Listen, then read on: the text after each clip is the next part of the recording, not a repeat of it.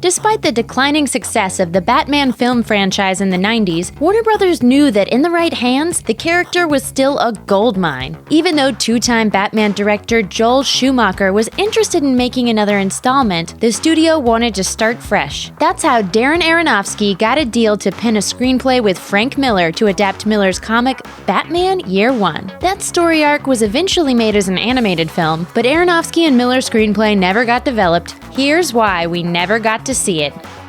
A Darker Knight.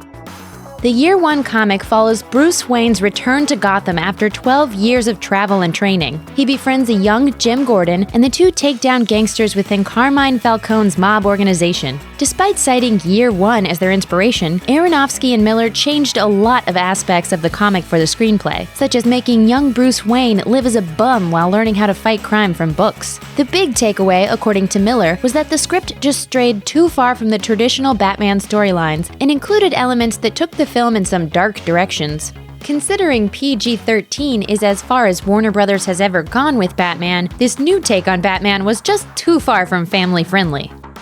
Bait and switch.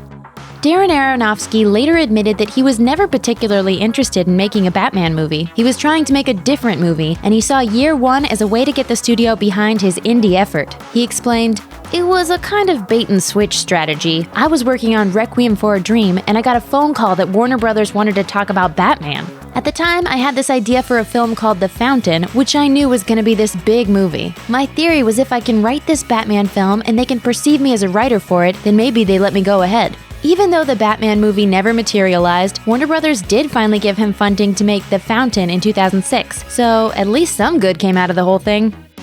Tough cast. According to the book Tales from Development Hell, Aronofsky's original pitch is what intrigued Warner Brothers enough to give him a crack at the Caped Crusader. Aronofsky's idea was to take the movie in a gritty, realistic direction, and his main choice for the dark, gritty hero? Clint Eastwood. You've got to ask yourself one question. Do I feel lucky?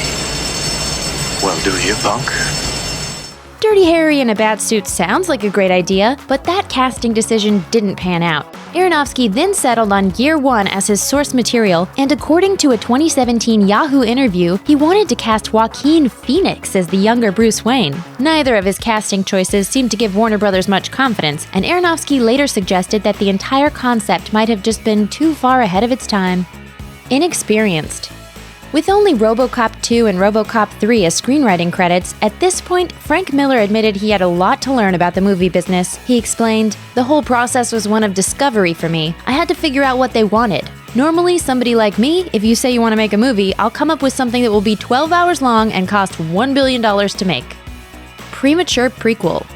Even without the gritty R-rated tone the two filmmakers wanted for Year One, there's a chance the movie would have eventually been canned anyway. Prequels and spin-offs may be a big market now, but in 1999, most movie studios preferred to bank on sequels to keep a franchise going. So when Aronofsky and Miller decided to wipe out the entire Batman film timeline to start fresh with Year One, the studio may have been hesitant. Ultimately, the possibility of new toys and merchandise might have been the deciding factor in Warner Brothers agreeing to start working on the film, although that angle didn't pan out either. Toy bust.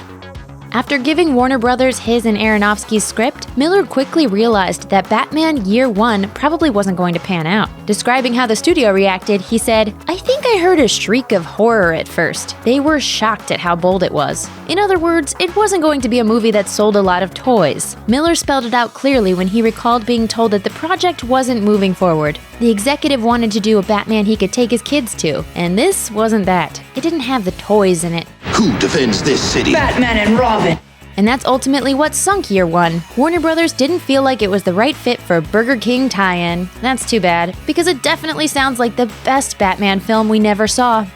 Thanks for watching. Click the looper icon to subscribe to our YouTube channel. Plus, check out all this cool stuff we know you'll love too.